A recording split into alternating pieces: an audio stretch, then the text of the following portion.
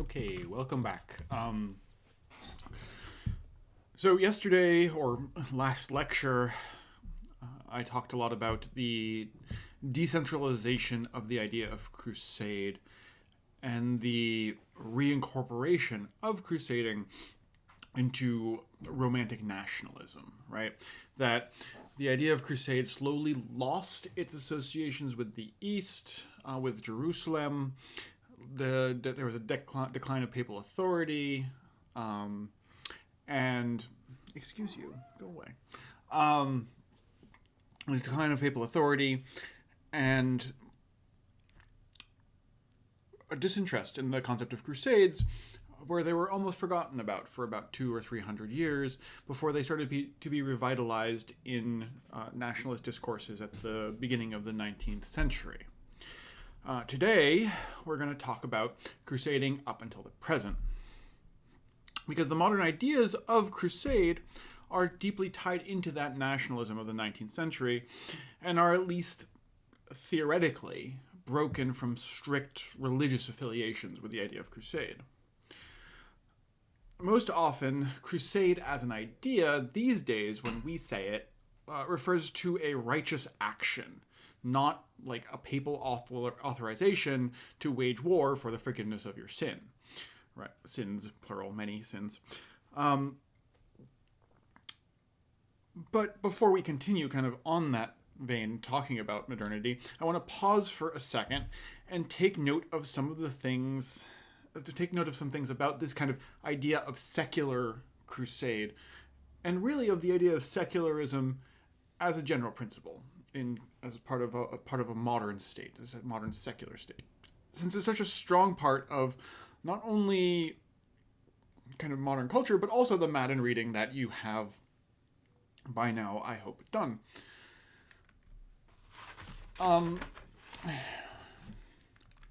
Because in previous discussions, we've talked about how white supremacy postulates a normative whiteness, and in that very kind of same way, secularism, the idea of a secular society, postulates normative Christianity.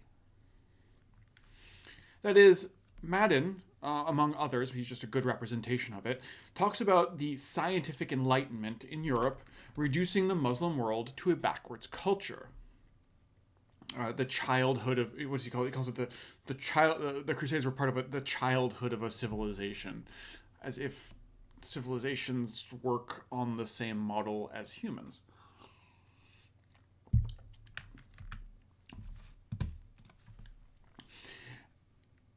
And he talks to you about the decline of ecclesiastical institutions, Voltaire, and kind of this elitist dislike of institutional religion.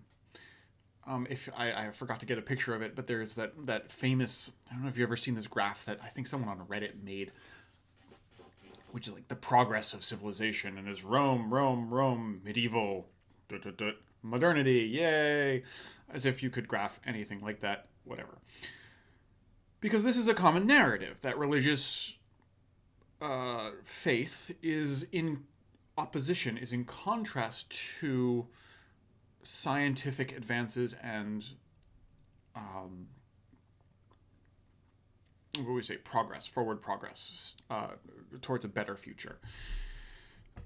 It's certainly present in the treatment in Kingdom of Heaven, as you will hopefully see.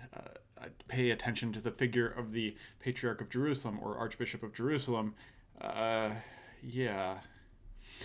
Clergy in Kingdom of Heaven almost exclusively, at least the ones we're supposed to not like, are evil and manipulative, or they're just not there. And this is the case with a lot of film that talks about the Middle Ages.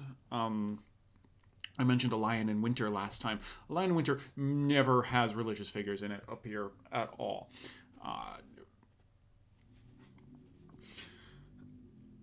And because this is such an interesting and well-known kind of, because secularism is such a kind of a well-known fact, right? That modern culture is secular, Western culture is secular. I want to push on it to challenge that idea. And one of the easier ways for me to challenge that is to look at the idea of laïcité, which is the French separatist, means the being of the laity, right, of the non-religious side, laïcité. This is the French separation of church and state, which has been law in France, or at least most of France, the parts of France that were still France at the time, from 1905, parts of France that were not Germany at that time. And laïcité has much earlier roots than 1905. The deliberate destruction of religion during the Revolution, for example, at which point during the French Revolution in the 1790s, at which point all the monasteries in France were destroyed, dissolved, and their holdings brought into the state. A lot of church documents were burned at this period of time, and the French Revolution actually renamed months and holidays to avoid Christian terms. And all of this is derived from Enlightenment principles of anti-religion. And today, if you go to France, the French will tell you, almost exclusively, particularly the white French will tell you, that their state is entirely secular. And of course, it is not. And this comic behind me makes one point, which is that everyone can invoke God. Notice France is kind of absent from this picture for some reason. Everyone can invoke God as long as that God is Christian, is understood to be Christian. Otherwise, they are a integrist, a fundamentalist. But we know it's not, because even after laïcité is law in France from 1905, we see something like this picture, which I showed you last week, of Joan of Arc. And Joan of Arc, again, canonized, made a saint in the church after the Second World War as a symbol of France, fighting for itself against England specifically, and, whoever else, Germany as well. Why not? And this, as a religious figure, as a saint, she is depicted, first of all, in front of a cathedral. And we can think about how that particular cathedral, Notre Dame, when it burned, it was a symbol like the burning of France. It was an assault on France somehow a couple of years ago.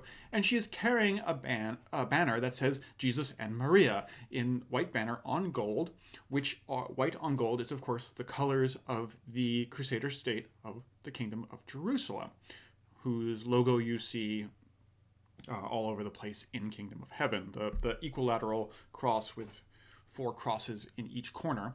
That's the symbol of the Kingdom of Jerusalem, and its white background, gold image. So there are distinct crusading and Eastern crusading implications in this image, and the image is unrepentantly Christian and a representative of a supposedly secular state. And this is still true in France today. Those of you who follow French politics even a little know this woman, Marie Le Pen, who's the leader of what used to be the Front National, it's now the Rassemblement National, the French ultra-right, the major French ultra-right group. Here she is giving a lovely speech about 10 years ago, standing in front of a big gold statue of Joan of Arc, mounted on a horse. The symbolism here is obvious, and I don't think needs that much explanation. And in France, most of the cries for laïcité, right, the cries to say we need to stop doing this religious thing and start doing something secular, are to ban items or practices associated with non-Christian religion. And so in France, we see things like bans on Islamic face coverings while forcing people to wear masks. Now, by the way, I'm not saying people shouldn't be forced to wear masks. I think they should. They should also be allowed to wear face coverings of whatever sort they choose. The things like the burkini, the burqa slash bikini has been banned in French seaside towns. Of course, the hijab, the niqab, and various face coverings have been banned since 2010, in fact, in France. And in other places in Europe, like in Switzerland, which has long touted itself as a center of religious tolerance because it balances its state concerns between Catholic and Protestant groups, voted in 2009, 60% of Switzerland, in fact, voted in 2009 to ban minarets, and that is to say, to ban the obvious presence of a mosque in a town. And this is not dissimilar to ways in which, and one famous philosopher, I think it was it Giorgio Agamben, I think, he said that Christianity, secularism is what Christianity called itself when it declared its others to be religions. And I think that's a very, very true statement. And it's very similar to how these examples from Europe that I've been giving are very similar to the ways in which the American right, the American right-wing conservative parties, interprets the separation of church and state, which is to say that there should not be restrictions on Christian practice. The people who are for, for example, prayer in schools, are very much against the satanic church being allowed to pray in schools, for example. Or we see concern over Sharia law being introduced into the United States, fictitiously, right? Fictitious concern over Sharia law being introduced in the United States from the very same mouths of the people who themselves want to make sure that the United States stays true to God's law, right? And this is not hypocritical of them. I want to kind of emphasize that. I think it's wrong to say that these people are hypocrites. I think it's more correct to say that they have a strict understanding of what is that this one is real, right? And the other ones are fake, and therefore this one needs to be integrated in. This one is legitimately part of a secular state, right? Christianity is legitimately part of a secular state because it's right. And it's not, again, not a logical position, but doesn't have to be. And so from these examples, I think what we see is that secularism is the occlusion, the hiding, of religion by its normalization as part of the Western liberal democratic state. And of course, by religion there, I really mean Christianity. And secularism, as a claim, the claim that I am a secular human, is deeply bound to Islamophobia. That is, secularism is a weapon most often deployed against Islam as the opposite of Christianity, as the opponent of Christianity, and that itself is thus a legacy of crusade and crusading. And I just want to keep that discussion of secularism in mind as we talk about, again, crusades and crusading in the past 100 years or so. Because the point I was trying to make before is that after World War I, crusading theoretically became a secular endeavor. That is to say, a battle where the person who is engaging in it is righteous, but that righteousness has very little to do with the Kingdom of Jerusalem, their own country even, or religious concerns at all. Because you see things like a crusade against polio. And of course, polio has no religious dimension, particularly, unless anti-vax is more recent. Or a crusade against hunger. Again, hunger, not a thing which is opposed to, really has any direct engagement in religion. And so these kinds of uses of the word crusade in the modern kind of 1950s or so has very little to do with kind of the original meaning of the term. The Crusades were still used, however, in nationalist memory, right? That link between crusading and nationalism that starts at the early 19th century does not go away. And it's most obvious, it's not the only time it's used, but it's the most obvious in Nazi rhetoric, in the rhetoric put forward by the Third Reich against, above all else, the East: Poland, Lithuania, Baltic states, Russia, Ukraine.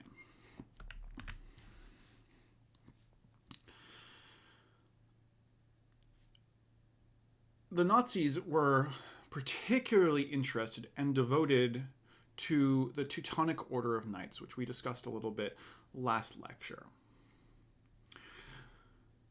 And the Teutonic Order had a state, as I said last time. They had a polity, a thing that they governed, territory that they themselves governed, subordinate directly only to the Pope, with no non-Teutonic lords kind of interfering or king interfering.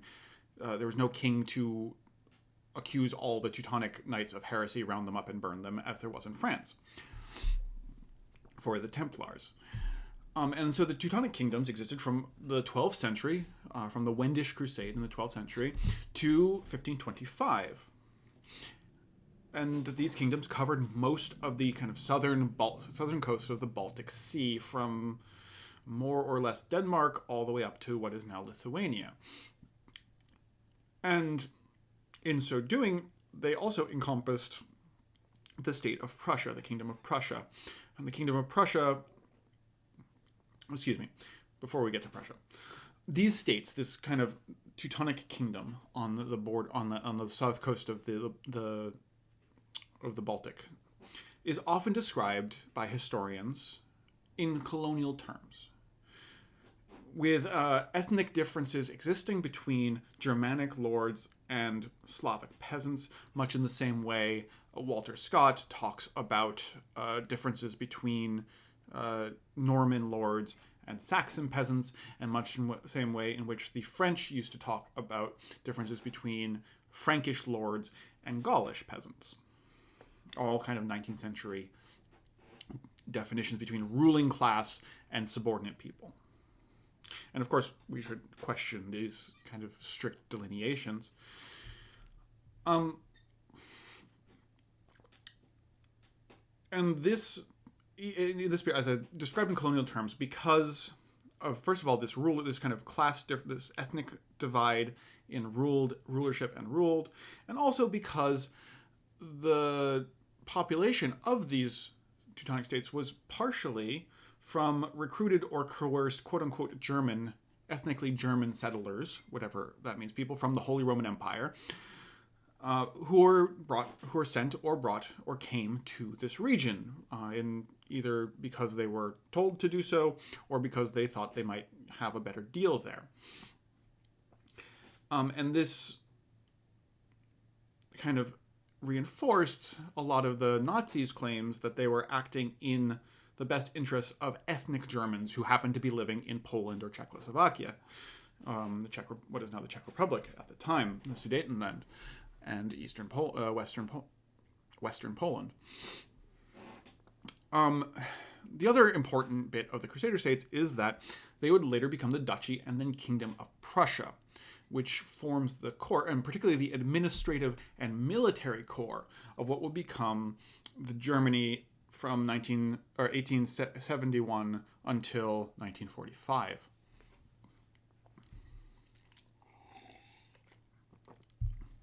And in the Nazi imaginary, they wanted to essentially bring the East back to what they imagined the Teutonic state was like.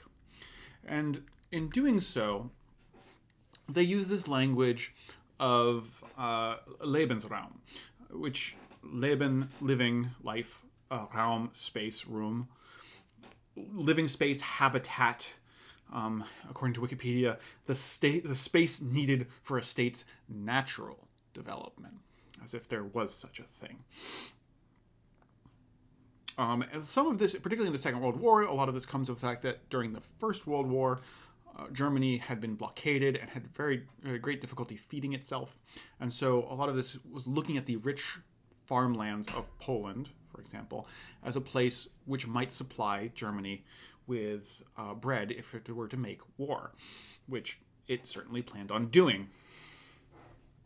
But as I said, the Nazi imaginary subordinated the settlers, subordinated the East to a Teutonic model, as you can quite clearly see with this propaganda poster, which has a Nazi a Hakenkreuz, a swastika, on a shield of the Teutonic Order, a Teutonic shield, the black cross on the white background. And they imagined, as the Teutonic Knights had ruled over Slavic peasants, they imagined the Herrensvolk, which literally means lordly people, ruling over the Untermenschen, or subhumans, just as the Teutonic Crusaders had ruled over the Slavs, right? The German supermen ruling over the debased Slavs is how they imagined this slave/farm state working. And the execution of this policy, this is not just imagination. They did this, or they tried to do this. The execution, and that word I'm not using lightly, of this policy was quite simply genocidal colonialism in its most unrepentant form. During the invasion of Poland, the invasion of Poland saw the mass execution of social undesirables by something called Einsatzgruppen, special groups, specifically tasked groups, who just basically rounded up villages and shot them one by one into pits. And most of these socially undesirables were Jews, because while the Slavs could make a good slave race, the Jews could just be disposed of. Again, this is horrible to kind of try to talk about, but this is what they actually thought. And again, so the Poles particularly, but Slavs more generally, were to be, for the Nazis, a slave race. They think of the Slav or the Pole as a lesser human. One Nazi official said that the Slav is unable to control himself and create order, which is very similar to the ways in which American racists in the South particularly described enslaved blacks. Similarly, after the invasion and the mass execution of thousands, over 2 million people, I think, died to the Einsatzgruppen, the Nazi regime in Poland, eventually all of Poland and Czechoslovakia, passed laws against miscegenation, which is to say, laws against laws against Slavs sleeping with Aryans, Slavic men sleeping with Aryan women. Again, these terms they're not real. It's kind of hard to use them because they are so not real, but that's what they used. It's kind of hard to talk about them without them either. They also regulated Polish or Slavic labor towards manual tasks, that Slavs were to be, or Poles were to be moved towards farming, towards grunt work, essentially. And one of the most extreme examples of that, of the move of Slavs towards menial or degrading tasks, is the high employment rate of Poles and Ukrainians particularly in the death camps, in the concentration camps, usually in the role of menial guards. The people who are just kind of sitting in the guard tower all the time usually tended not to be Germans, not to be from the Wehrmacht or the German army or the SS. They tend to just simply be locally recruited Slavs, because that's what they were in the Nazi mind. That's what they were suited for. And essentially, this was an attempt, not only just an attempt, this was a partially successful attempt to turn all of Eastern Europe into a slave state overseen by German/Aryan, in their words, masters. As they imagined, the Teutonic States follow the Teutonic Crusader states in the region to have been.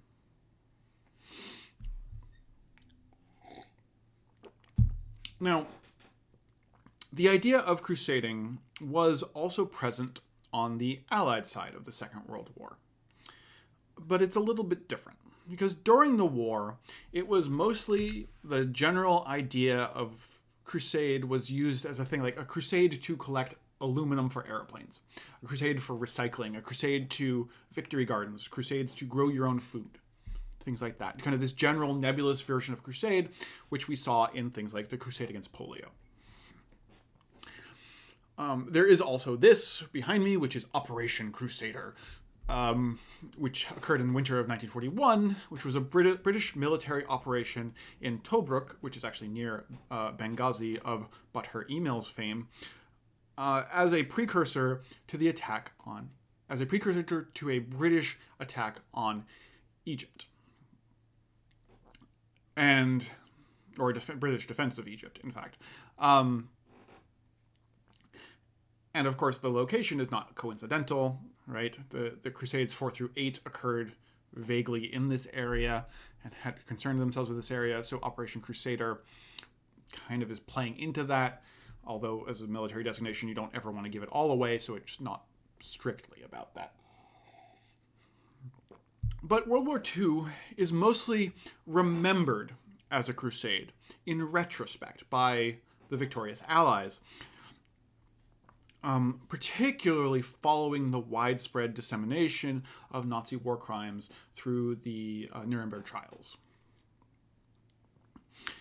which formed the Nazi Germany into this legitimately evil, legitimately unrighteous, targetable enemy. And I want to make a distinction here, right? Because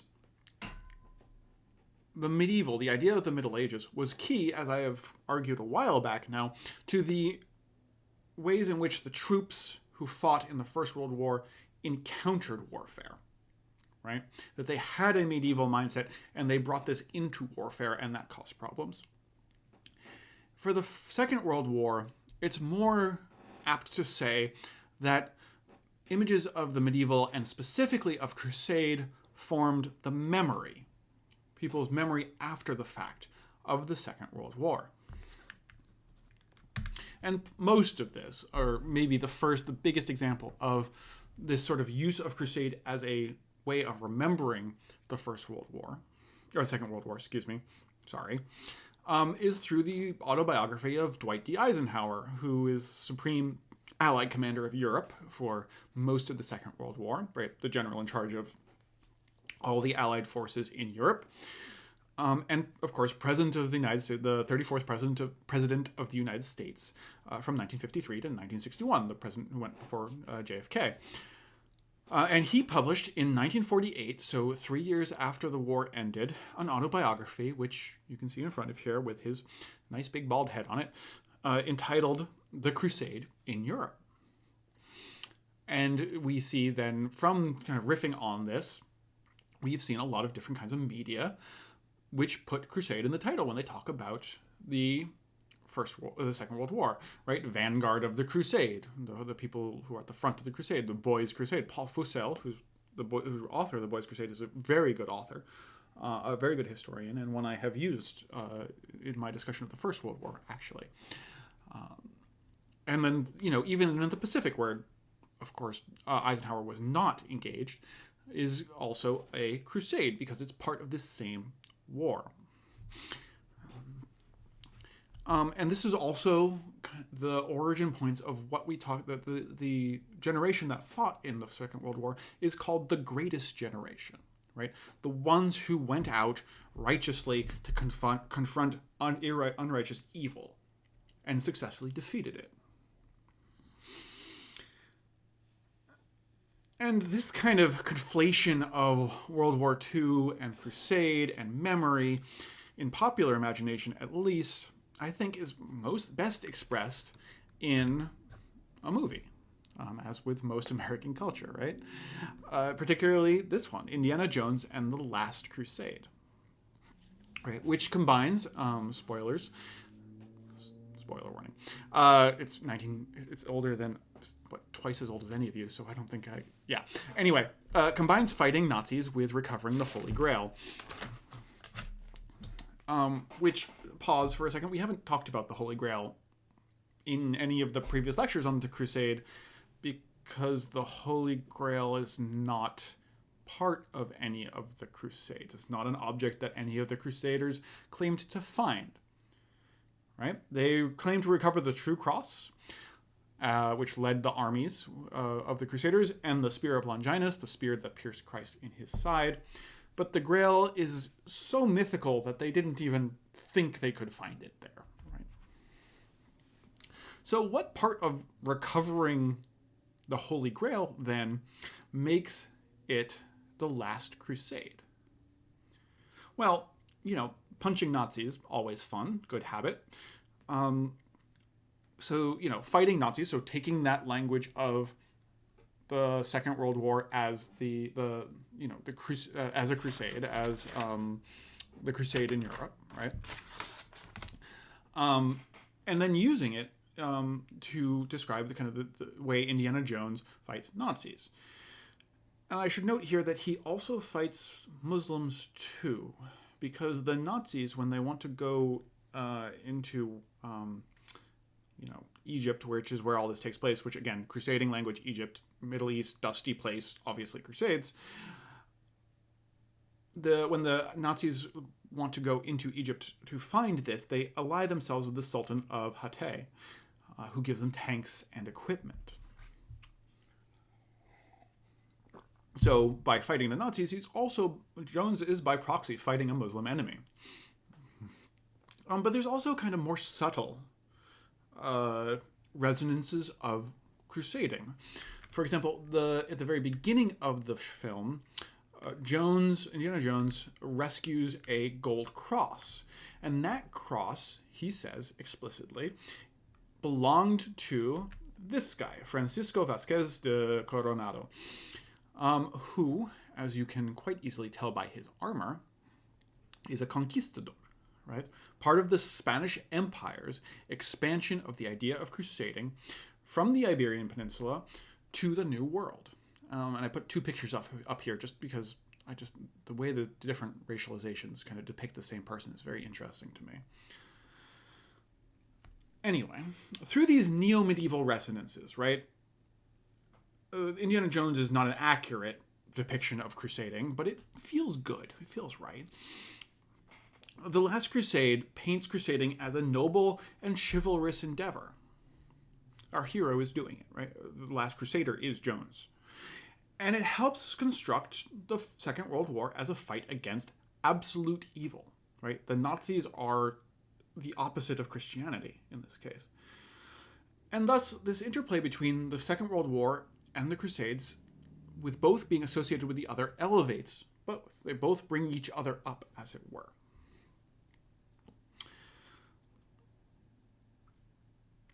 And outside this, and of course, the idea of crusade continues outside of the context of world wars, or at least, there's little that is technically outside the context of the two world wars, but at least tangential to them.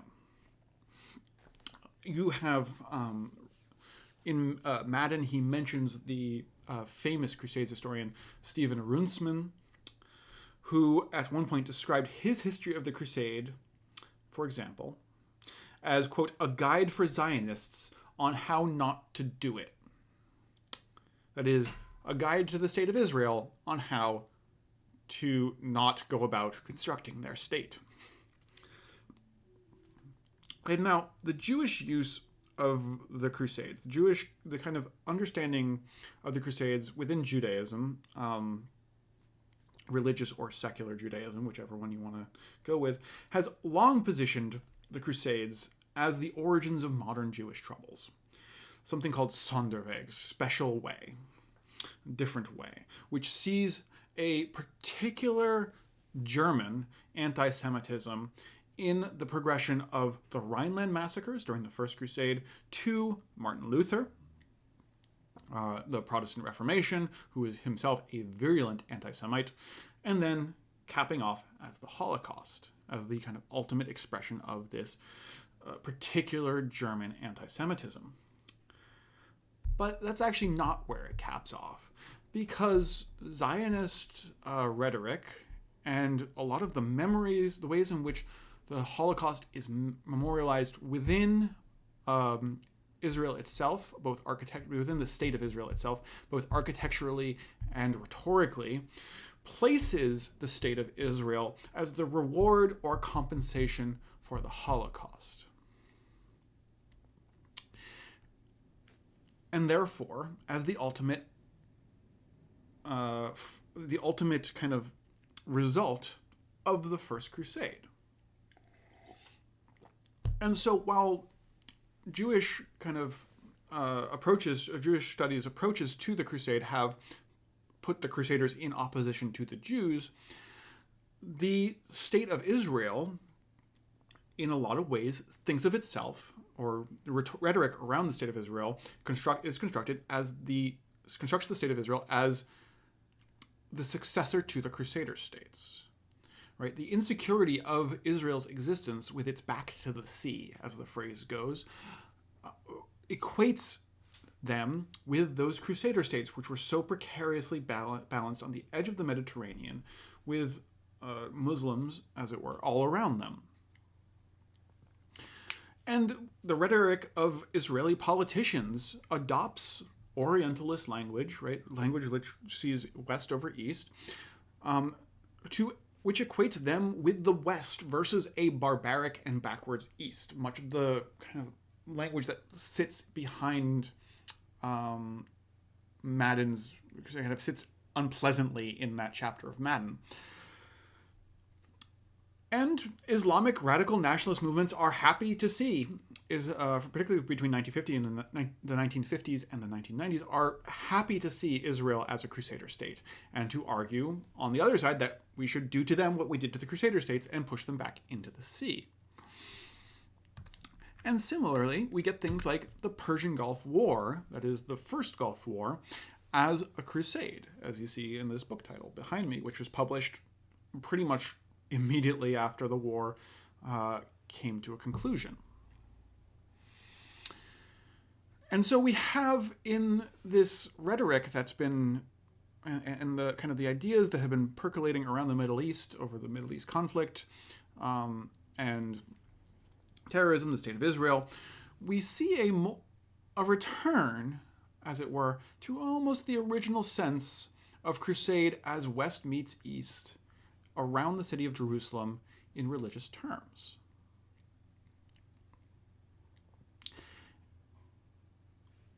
And then we have the events of 9/11, of September 11th, 2001. It's hard for me, as someone who was alive or experienced this, to communicate the impact this event had on American culture, on the United States, to a generation which I kind of, as thinking of myself as stupidly old, was probably, most of you guys probably were not alive when this happened. I was 15. I remember exactly where I was. I was in the all-school meeting. We had school canceled for the rest of the day. I was very concerned about my uncle, who's a firefighter in New York City. He was fine. A lot of his friends were not. And Madden's epilogue, which you have read, the chapter 10, is actually an addition to the book. The book was published before 9/11 originally. And when he wanted to reissue, when the press wanted to reissue it after 9/11, he inserted the chapter that you have just read. And therefore, the chapter you have just read is his specific response to the events of 9/11 and the invasion of Iraq in 2003 and the invasion of Afghanistan in 2004. And Madden concludes in the chapter that the modern memory of the Crusade, and not the events themselves, caused 9/11. Right? That 9/11 and the War on Terror was the result of nationalist ideas of crusade that came into being in the 19th and early 20th century and have nothing to do with the Crusades as a medieval phenomenon. And considering everything I have said over the past two lectures, past four lectures, really, and everything you have read over the past four lectures, I want you to think very hard, particularly for discussion and section, as to whether or not there is actually a difference between those two things. Can you seek to disjoin the medieval Crusades, the reality of the medieval Crusades, from the memory of them in the 19th and 20th century. And if you can make a disjuncture between them, does the disjuncture even matter? Right? Is it important? Does it change anything? And if, as you can kind of tell, my answer to those questions is no and no, why does Madden feel compelled to make it? To take this new medievalist, right, the aversion to contemporary, to this scholarly aversion to contemporary relevance, and apply it here? Why is this the chapter he chose to write, and why did he choose to be so strong in trying to separate past from present while doing so? Now, there's one final example of the Crusades in modern culture, which I have not gotten to, and that is the use of the Templars by the alt-right. The Knights Templar have a strong presence in the modern culture milieu, thanks Dan Brown and the Da Vinci Code. Although the idea of villainous Templars, which we see in things like the Assassin's Creed franchise, for example, comes from, and Kingdom of Heaven, actually, comes from Scott's Ivanhoe, comes from the character of Brian de Bois Guilbert, who we have talked about extensively in the first weeks of class. But they also appear in kind of conspiratorial, but also kind of counterculture moments, we might call them.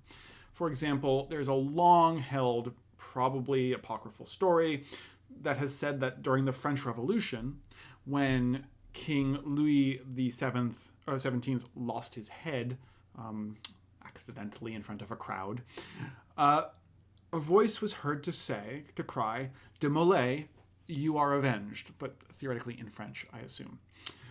That is to say, De Molay, was it Stephen de Molay? I can't remember his first name. Probably Jacques de Molay, who is the last master of the Knights Templar. In this action, in this execution of the King of France, had his revenge on Philippe le Bel, who had accused him and his followers and the rest of the Knights Templar of heresy and had them executed 400 years prior. More recently, though, the Templars themselves have been very, very strongly associated with right-wing Anglophone nationalism. Not only as inspiration for the clan, but more recently as kind of the default branding of the English Defense League, the right-wing group of the English Defense League, who you see a couple members of in front of you. What does it say here? No surrender to Al-Qaeda around a Templar badge. And I don't have any direct proof of this, but when you see the depictions of the Knights Templar in Kingdom of Heaven, I do wonder if some people saw this and thought this was a good thing, actually. That yes, okay, Kingdom of Heaven depicts the Templars as the enemy, but yeah, maybe there are certain people who thought that, okay, yes, no, if you want to kill all Muslims, if you think that's a good thing, you would associate yourself with the Templars. And so I see kind of as a suspicion that some of the revival of the Templars as an idea in opposition to Islam comes from that particular movie. And of course, the alt-right, as we have talked about in the United States, also uses this phrase, Deus Vult, as you see with Mr. Androphile here, who has both Pepe Frog and the alt-right OK in the neo-Nazi OK in his Twitter handle, using Deus Vult in a very obvious Crusader Templar imagery to attack Muslims.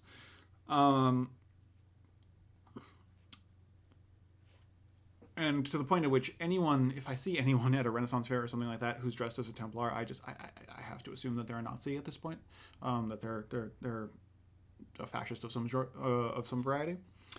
And maybe it's not surprising, given kind of the turns that the contemporary right wing in the United States, particularly, has taken, that an order of knights associated with conspiracy theories, um, violent resistance to racialized others, but also nobility and chivalry and whiteness, both in clothing and in kind of racialized terms, would find popularity among the alt-right. And this contributes, of course, to the rise in language of crusade, and it feeds off the rise in language of crusade as a specifically Eastern bending operation, as something against the Middle East, as something towards Jerusalem, which has followed 9/11.